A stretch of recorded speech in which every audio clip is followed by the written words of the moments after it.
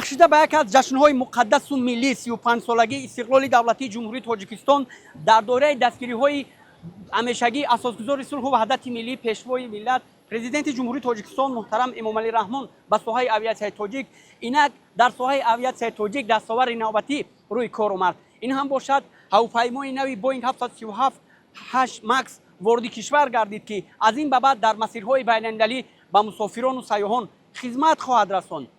ва ширкати ҳавопаймои Сомон Эйр тасмим дорад, ки дар оянда низ боз ҳавопаймоҳои ҷадиду муосирро вориди кишвар намуда хизматрасонии сатҳи баландро ба мусофирон анҷом диҳад.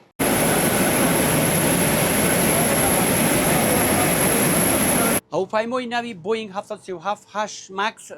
чанде пеш вориди кишвар гардид ва бо буридани лентаи рамзӣ ба флоти ширкати ҳавопаймои Сомон Эйр ворид гардид ва ин тайёраи замонавӣ аз ин ба баъд дар хатсайрҳои нави байналмилалӣ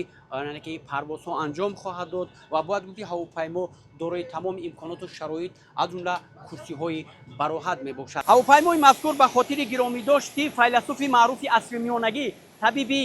шарқзамин Абуалӣ ибн Сино ба номи Абуалӣ ибн Сино номгузорӣ шудааст ва бояд гуфт ки аз ин ба баъд ин ҳавопаймои ҷадид ва ин ҳавопаймои муосир дар хатсайрҳои байналмилалӣ аз ҷумла дар хатсайри Душанбе Лондон, Душанбе Сеул ва дигар хатсайрҳои байналмилалӣ ба мусофирон хизмат хоҳад расонд ва ширкати ҳавопаймои Сомон Эйр тасмим дорад, ки мин баъд низ чунин ҳавопаймоҳои воқеан ҳам муосир ва ҷадидро харидорӣ ва вориди кишвар намуда ба сокинону сайёҳон ва мусофирон хизматрасонии сатҳи баландро ба роҳ монад.